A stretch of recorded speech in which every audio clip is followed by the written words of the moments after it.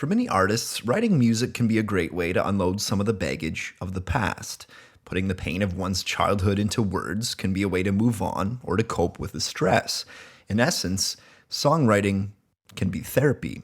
And how do you feel about that? The public image of Metallica frontman James Hetfield is that of a beer-sucking, hard-case lone wolf. But for the lead singer and guitarist of one of the biggest bands in heavy metal history, that brand is misleading. James is an emotional character who felt he needed to keep up that tough metal frontman appearance to compensate for his insecurities.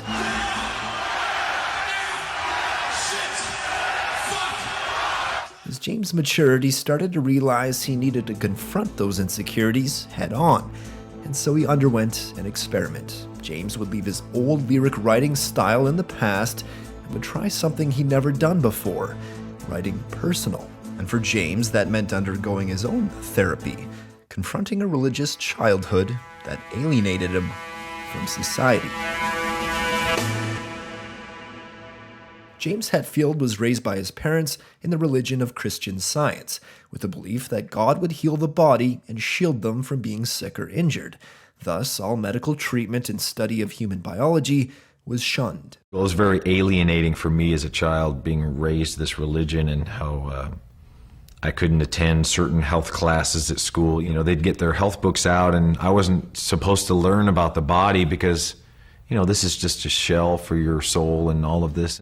With 1991's Black Album, part of Metallica's decision to move towards more simple songs meant hiring a new producer. The guys at Metallica were sold on Bob Rock's ear for a commercial sound, coming off the success of producing Motley Crue's Dr. Feelgood. One of the first areas Bob went to work on came with James's lyric writing.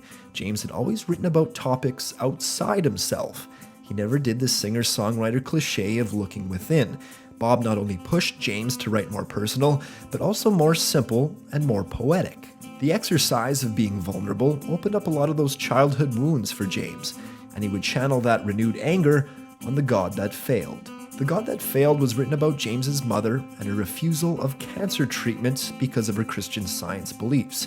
When she was diagnosed, the only help she would take was in the form of prayer, and she ultimately died. His father had already left the family a few years prior, leaving James without either parent by the age of 16. In the chorus, James clearly feels betrayed by the lies in Christian Science he was told growing up, that if you pray and have faith, God will heal you. It didn't make me feel a part of this earth, really. It actually really alienated me, just, as silly as it sounds, but it really did. Although not as specific as The God That Failed, the Black Album's second single provided James an outlet for the anger over his upbringing in The Unforgiven. In it, James takes aim at collectivism, the idea that the individual should be subjugated to the group. In other words, forced conformity, something he felt a lot of as a child. It opens in an almost story-like fashion, describing the discoveries of a character, a boy. He has to act hypocritically on the outside to avoid ridicule by society. He desperately fights to remain free at heart and to fight the conformity, but the boy becomes a beaten-down, apathetic man. A tired man they see no longer cares.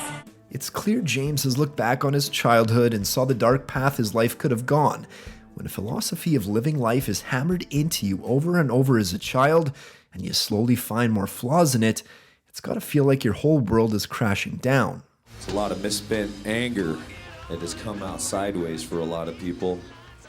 And if I hadn't had music in my life, it's quite possible I could be in here or not even in here, be dead. And I'd much rather be alive.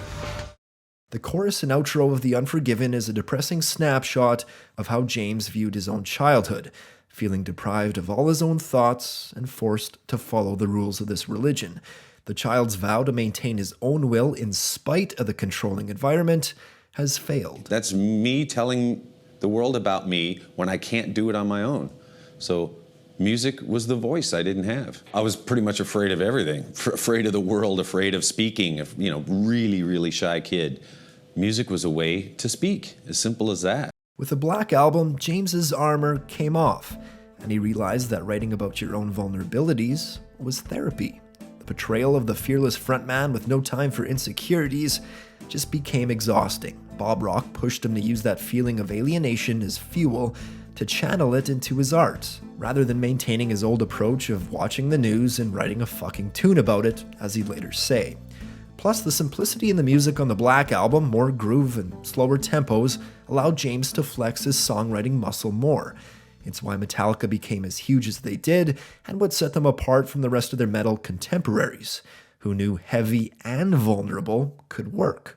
The Unforgiven was a reflection of how James felt at the time, still angry at his parents. But little did he know, writing about this deep-seated resentment would years later lead him to finding forgiveness. So I dubbed the Unforgiven.